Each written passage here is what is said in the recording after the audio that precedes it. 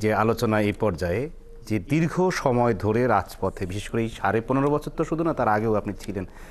15.5 বছরের মধ্যে আপনি 2014 সালের নির্বাচন দেখেছেন, 2018 সালের নির্বাচনে আপনি প্রার্থী হয়েছিলেন। এক কক্ষে আপনাকে নিজের ভোটটা শেষ পর্যন্ত দিতে দেয়নি, এটা আমরা গণমাধ্যমে সরাসরি আমরা কাভার করেছি। এরপরে 24 সালে যা হলো সেটা তো হলো, সেটা তো।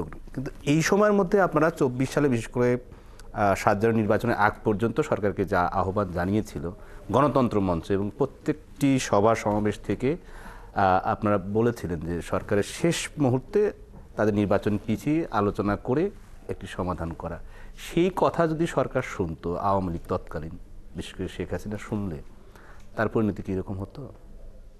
তাইলে তো এত কিছু হওয়ারই দরকার ছিল না, তাহলে তো একটা এমিকেবল সেটেলমেন্ট হতে পারত। তবে ধরেন এইটা হওয়ার ছিল না বিষয়টা, কারণ এইটা যদি উনি এভাবে কি চেয়েছিলেন যে শেখ হাসিনা এভাবে পালিয়ে যাক দেশ ছেড়ে? পালিয়ে যাক এরকম আগে থেকে কেমনি চাইবেন আপনি? পরিস্থিতি হয়ে গেল এবং তাকে সেনাবাহিনীর লোকজন বলল চলে যেতে, না হলে লক্ষ লক্ষ মানুষ যেভাবে আসছে তাকে রক্ষা করা যাবে না, তখন তিনি পালিয়ে গেছেন। অন্য কোনো পথ ছিল কিনা এগুলো তো তখন ভাববার অবকাশ ছিল না, আর ওই ভাবনার মধ্যে তখন কোনোভাবে ঢুকিয়ে দেয়। পরিস্থিতিটাই তো সম্পূর্ণ অন্যরকম ছিল। কিন্তু আপনি যেটা জানতে চাইছেন সেটা আমি বলছি যে ধরেন পুরা বিষয়টার মানে আন্দোলন যা হলো, যে দাবিটা যেটা করা হলো, সেটার একটা এমিকেবল মিউচুয়াল সেটেলমেন্ট হতে পারত কি না। আমরা মনে করেছি যে টিল দ্য লাস্ট টাইম এটা হওয়া সম্ভব ছিল যদি তাদের মধ্যে কোনো মানে শুভ চিন্তা উদ্রেক করতো। সেটা তো করেনি। কিন্তু পতনের পরে এই পর্যন্ত আওয়ামী লীগের কোনো নেতা কর্মী মন্ত্রী যারা এখনো দেশের বাইরে আছেন, পালিয়ে গেছেন, তারাও তাদের মধ্যে কোনো অনুশোচনা আপনি দেখেছেন? কারো মধ্যে না। তাহলে তাদের ভবিষ্যৎ কি?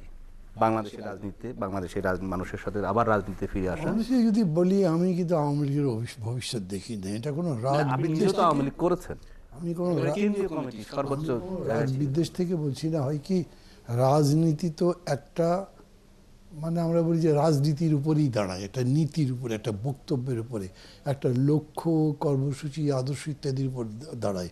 যেমন আজকের একটা শব্দ চালছে ন্যারেটিভ, বাংলা বলছে বয়ান। এই আওয়ামী লীগ ধরেন আবার রাজনীতি করবার সুযোগ যদি পায়ও কোনো সময়, তাইলে এই 15 বছরে তার ব্যাখ্যা কি হবে? 15 বছরের তাকে ক্ষমতা থেকে চলে যেতে হয়েছে কেন, তার ব্যাখ্যা কি?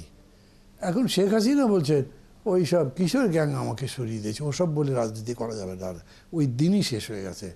তাকে বলতে হবে এই 15 বছরে তাদের কি কি অন্যায় ছিল, পারলে জনগণের কাছে স্বীকার করে মাপ চাইতে হবে। যদি জনগণ মাফ করে তবে রাজনীতিতে আসতে পারবেন। এর বাইরে উনি যদি মনে করেন আগের মতো চাপাবাজি করেই পার পাবেন, এই জিনিসটা হবে না। আমি এটাই বলতে চাইছি যে দেশের রাজনীতিতে একটা গুণগত পরিবর্তন ইতিমধ্যে হয়েছে যা আমরা বুঝতে পারছি না। রাজনীতির ল্যাঙ্গুয়েজ চেঞ্জ হয়েছে, অ্যাপ্রোচ চেঞ্জ হয়েছে এবং দৃষ্টিভঙ্গি চেঞ্জ হয়েছে। মানে আপনার রাজপথের বক্তব্য যে আগের আওয়ামী লীগ যে 420 আপনি একটা বক্তব্য দিতেন সবসময় যে 420 চলবে না, এবারে যে প্রসেস শুরু হয়েছে, যে সংস্কার চলছে, ভবিষ্যতে কি 420 সেই রাজনীতি চলবে? আওয়ামী লীগ আসলে আমি তাকে আবার 420 বলবো, কিন্তু এই গভর্নমেন্টে আমি 420 বলছি না। রাজনীতির যে সংস্কার চলছে নানানভাবেই, সেটা পদ্ধতিগত বলেন, সংবিধান বলেন, অন্যান্য কমিশন বলেন, এরপরে রাজনীতি কি 420 করার কোনো সুযোগ আছে কারো? দলগুলোর মধ্যে কোনো সংস্কারের পদ্ধতি হচ্ছে না, কোনো কিছুই হচ্ছে না। কারণ ধরেন দল মানে শেষ পর্যন্ত এই সংস্কার রক্ষা করবে কে, পরিচালনা করবে কে, সামনের দিকে নিয়ে যাবে কে? দলগুলোই তো। সেই দল যদি এই পরিবর্তনের ধারার সাথে একাত্ম হতে না পারে, তাকে নিজে আত্মস্থ করতে না পারে, তাহলে সে তো সেটা ট্রান্সলেট করতে পারবে না ইনটু রিয়েলিটি। সেইটা কি দাঁড়াবে যে ওদের সাথে প্রতিনিয়ত ক্ল্যাশ হবে, মানুষ দেখবে ওরা বর্জিত হতে শুরু করবে এবং ততদিন পর্যন্ত দেশের বেশ কিছু ক্ষতি হবে। এবং এই জিনিসটার কিছু কিছু লক্ষণ আপনারা দেখেন এত বড় আত্মত্যাগের পরে যে সরকারটা চলে গেল, তার 3 দিনও যায়নি বিএনপি বিরাট একটা সমাবেশ করে বললো 3 মাসের মধ্যে নির্বাচন দাও। মানুষ একেবারেই পছন্দ করি সেটা। কোনো মিছিল হয়নি, কোনো বিরাট স্টেটমেন্ট হয়নি, কিন্তু বোঝা গেছে যে মানুষ পছন্দ করছে না।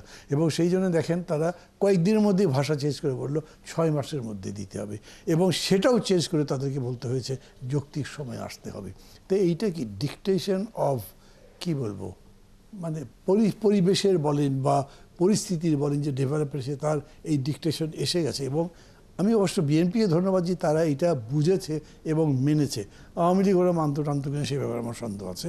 আমি দুটোর কোয়ালিফিকেশন যদি করি, এইটা বুঝে তারপরে তারা তাদের নিজেদের মতো পরিবর্তনও করতে হবে। এই যে দখলদারিত্ব শুরু হয়েছে সারা দেশের বিভিন্ন জায়গায়, বিভিন্ন জন বিভিন্নভাবে করছে, মানুষ এগুলো নিয়ে কিন্তু কথাবার্তা বলে, নিজেরা বলে, যাকে তারা আপন মনে করে তাকে বলে।